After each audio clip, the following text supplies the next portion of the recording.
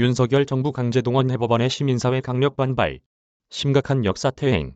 핵심 요약 한국정부 강제동원 해법 진단 토론회 개최. 정부, 일본 전범기업 대신 제3자 변제 방안 추진. 피해자의 법적 권리 내팽개쳐. 중대한 헌법 위반. 일본의 한국정부 길들이기. 각 분야로 일파만파 퍼질 것. 강제동원 배상 문제의 한일관계, 악화 악의적 프레임 씌워. 일본의 과거 청산 요구할 근거와 정당성 잃게 돼. 최근 정부가 제시한 일제 강제동원 해법안에 대한 사회 각계의 반발이 커지고 있습니다. 이와 관련해 강제동원 피해자 측과 시민사회단체들이 오늘 토론회를 열고 정부의 해법안은 피해국이 가해국 전범기업의 배상금을 대신 갚는 심각한 역사 퇴행이라고 주장했습니다. 보도에 오요셉 기자입니다. 한국 YMCA와 정의기억연대 등 시민사회단체들과 일제 강제동원 피해자 측 야당 의원들이 일제히 윤석열 정부의 강제동원 해법안을 비판하고 나섰습니다.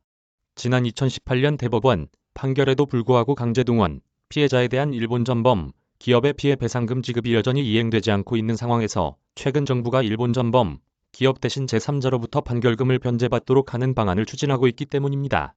정부 산하 일제 강제동원 피해자 지원재단을 통해 한국 기업이 낸 돈으로 강제동원 배상금을 지급하겠다는 내용입니다.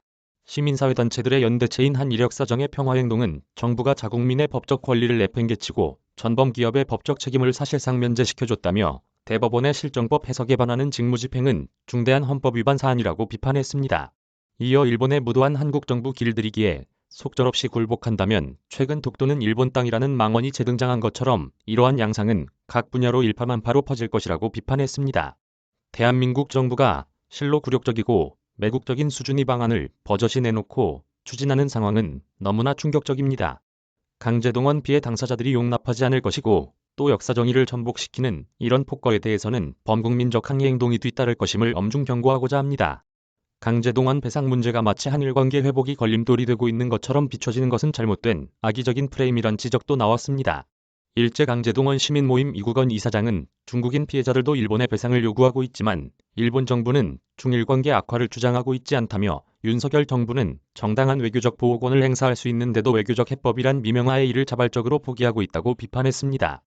도와주지는 못할 망정이 이렇게 피해자와 유족들에게 상처를 주는 것을 넘어서 모략하고 비방하고 책임을 전가할 수 있습니까? 마치 이 문제가 법원의 판단대로 풀어지면 한일 관계가 그렇게 취약합니까? 중국 피해자들에 대해선 일본이 알아서 사죄하고 사죄할 뿐만 아니라 돈도 내놓지 실종자에 대한 조사 비용도 내놓지 일본이 해도 들어주지 않아야 될 그 말을 우리 정부가 왜? 이번 토론회에선 정부의 해법안에 대한 법리 검토도 이뤄졌습니다. 제3자가 배상금을 지급한다고 하더라도 그에 대한 채권자의 승낙이 없는 경우 강제집행정지가 되지 않을 가능성이 더 크다는 점 등이 강조됐습니다. 한편 토론회 참가자들은 한일관계 복원이란 미명하에 제시된 이번 해법안은 사법 주권의 훼손일 뿐만 아니라 일본의 과거 청산을 요구할 근거와 정당성을 잃게 만든다고 우려했습니다. 특히 일본의 과거 사오명을 덮어줌으로써 최근 적기지, 공격, 능력을 명문화한 일본의 군사 대국화 행보에 날개를 달아줄 것이라고 경고했습니다. CBS 뉴스 오요셉 기자입니다. CBS 노컷 뉴스는 여러분의 제보로 함께 세상을 바꿉니다. 각종 비리와 부당대우, 사건 사고와 미담 등 모든 얘기거리를 알려주세요. 이메일 카카오톡 노컷 뉴스 사이트 링크 CBS 노컷 뉴스 오요셉 기자 이메일 주소